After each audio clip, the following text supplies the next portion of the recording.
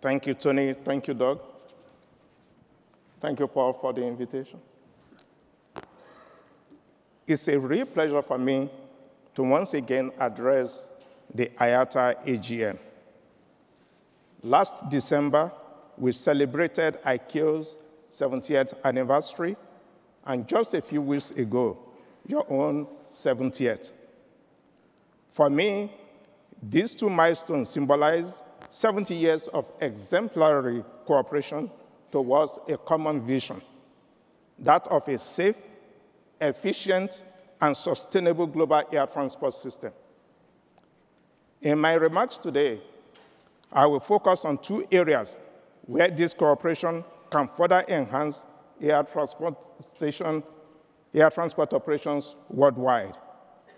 That is, standard setting and the implementation of standards and procedures. 2014 was a year to remember and a year to forget. To remember as the safest ever and to forget for troubling events. In the disappearance of flight MH370, there was enormous public pressure for immediate answers and quick solutions.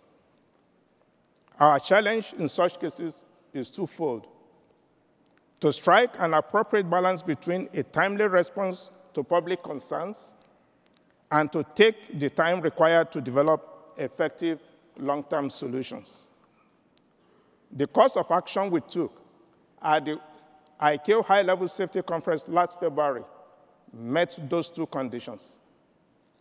The conference supported the establishment of a flight tracking standard that the ICAO Council should review for adoption this fall, after consultation with member states and international organizations, including IATA. The new standard will be the first element of the forthcoming ICAO Global Aeronautical Distress and Safety System. On that front, we are making good progress in testing of procedures for operator flight monitoring, air traffic services, search and rescue, as well as civil-military cooperation.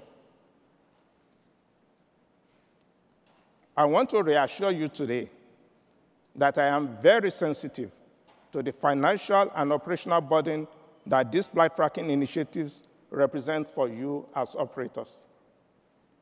Nevertheless, to resolve this complex issue and strengthen public confidence in air travel, we all have to do our share in developing a balanced solution.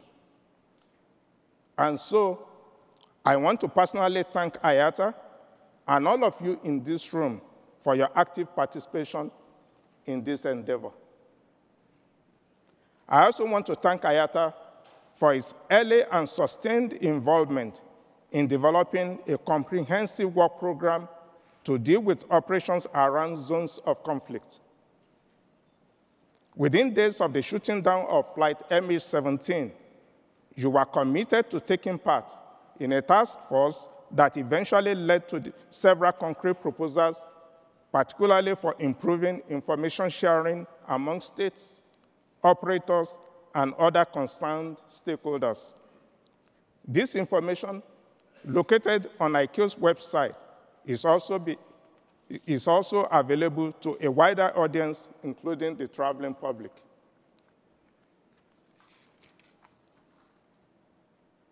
IATA's involvement in these flight tracking and conflict zone risk mitigation initiatives reaffirms the crucial role you play in ICAO's standard setting process over the years.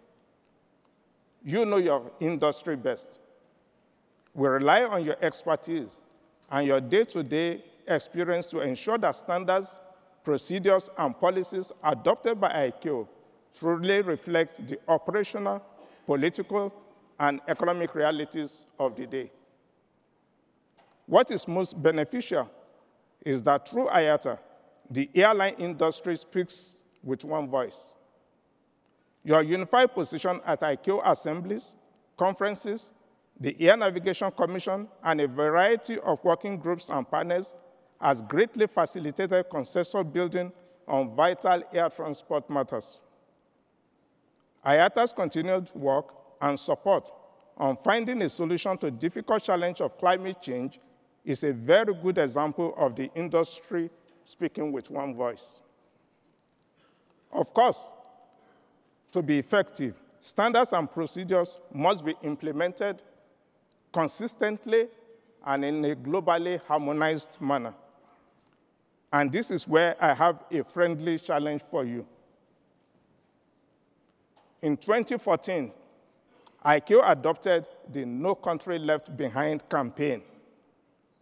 The objective is to help member states implement ICAO standards and recommended practices, and that this implementation be better harmonized worldwide. No Country Left Behind also encourages the resolution of significant safety concerns identified through ICAO safety oversight audits, as well as other safety, security, and emissions-related objectives. With No Country Left Behind, we focus on states with higher accident rates, security threats, and low level of standards implementation.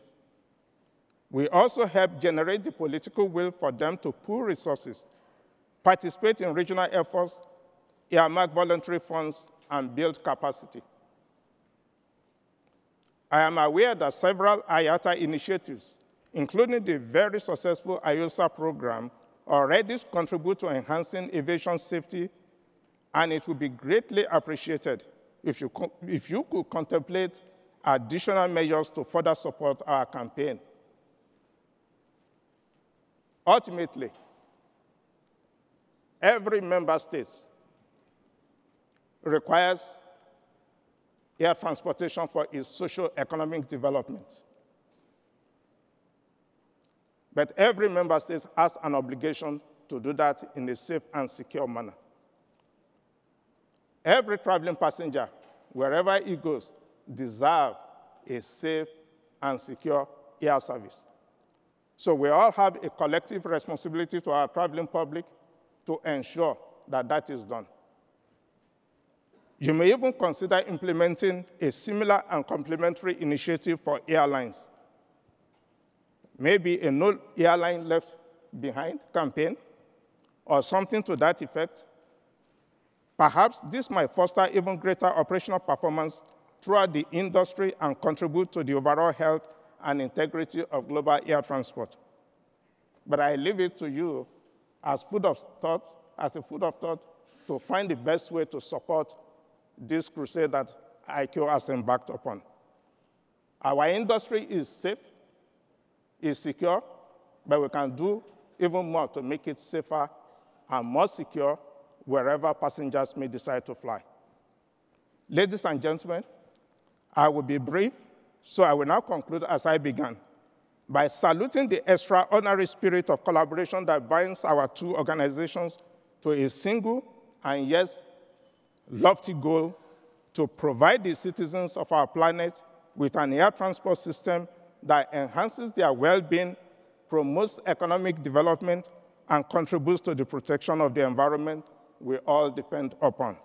I thank you, and I wish you a very productive AGM.